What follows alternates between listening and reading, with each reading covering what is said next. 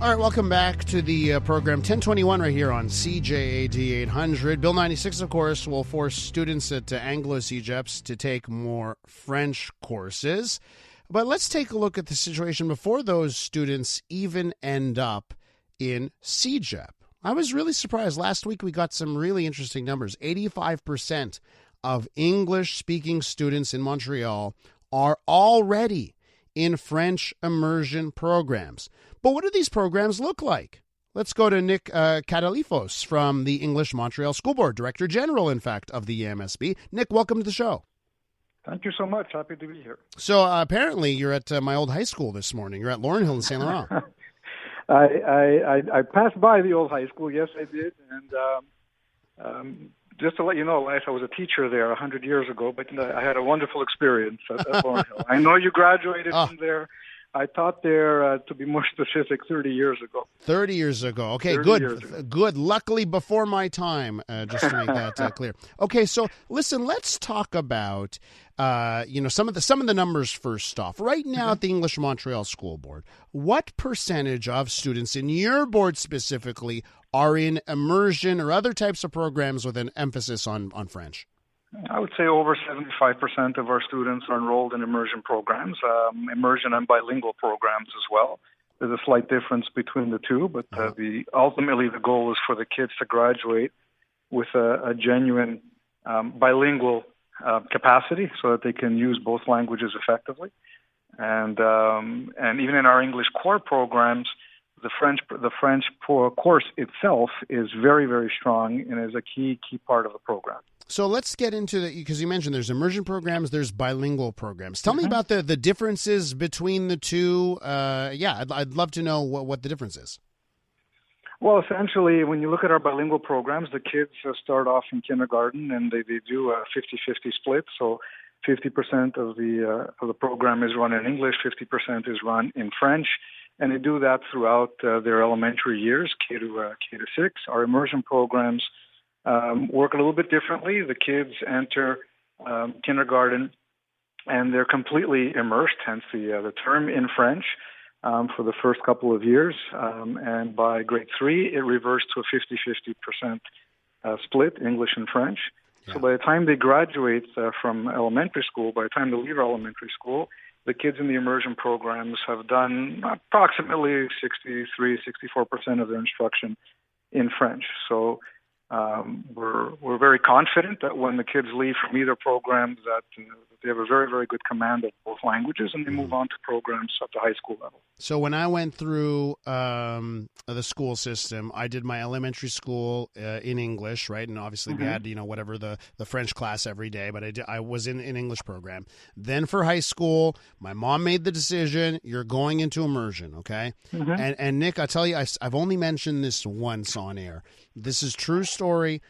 So I start high school, it's in immersion, and that first week, I would come home and I would be crying. I would be telling Mom, I don't want to be in immersion. I want to go to that. I was crying, Nick. I kid you not, those first week or two. And then after 2 weeks, I was like, okay, this is amazing, and, did my high school in immersion here. What happens at the high school level? What are the percentages at high school?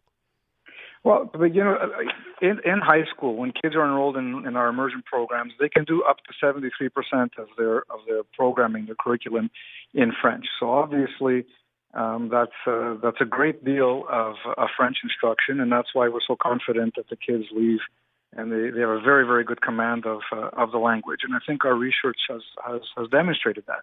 I understand what you're describing, Elias, because I went through something similar back in my day. I went to immersion in high school also for the first time in grade 7, and it was a similar experience. But for the vast majority of kids in that situation, by the midpoint of the year, they're really accustomed to it, and they're doing really, really well. And ultimately, as you just mentioned, they're happy with the decision that they made, because when they graduate, they really feel strong in terms of their use of both languages. That doesn't mean that things can't improve, certainly, and we're always looking at that. But our kids really do well from that perspective. We're with Nick Katalifos from the English Montreal School Board talking about immersion programs. Nick, actually, what I want to talk about right now, actually, is the percentage that aren't doing these programs, right? So the percentage of the students that are in a traditional English stream. Why are, let's say, 25% of students not doing that? And is there anything that you would say to that portion of students that's not doing immersion or a bilingual program? Is there anything that is common between those students? I think first of all, the way that we've set our programs up here, Elias, we're trying to give as much choice as possible to families. So families, for a wide variety of reasons, choose those programs. We also have, for example, students who are here on temporary visas and so on that are here for a limited amount of time. So they prefer to go into those programs for their own reasons.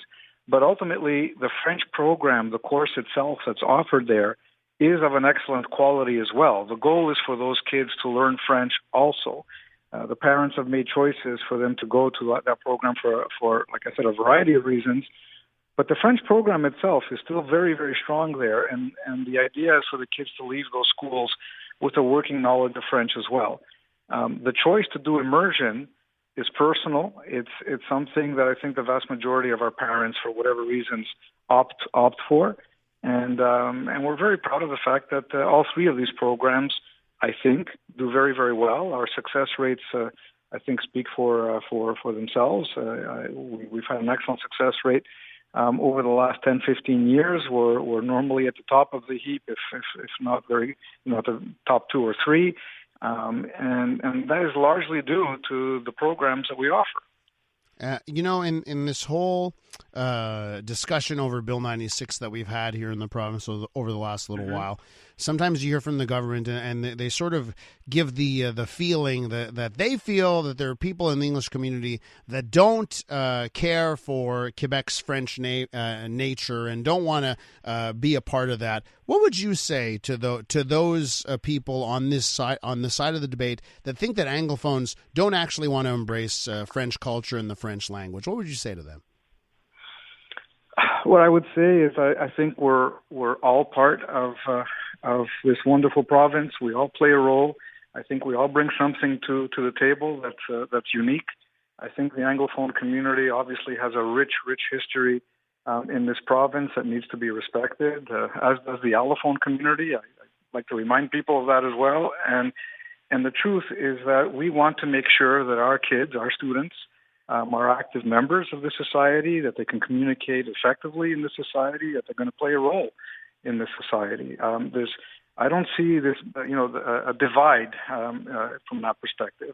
Our kids are in our schools, and the plan is for them to get the best possible service. The plan is for them to learn and to be able to play a proper role. And the fact that they graduate and are bilingual, I think, is a strength. And of course, you've got statistics to back it up here. If 75% of parents are choosing to go to bilingual or immersion programs, that's a good indication that Anglophones are actually very much on board with learning French and being part of that. Absolutely. Nick, we got to leave it there. I want to thank you for coming on. I thank you. That's Nick Katalifos from the English Montreal School Board, Director General, in fact, of the EMSB.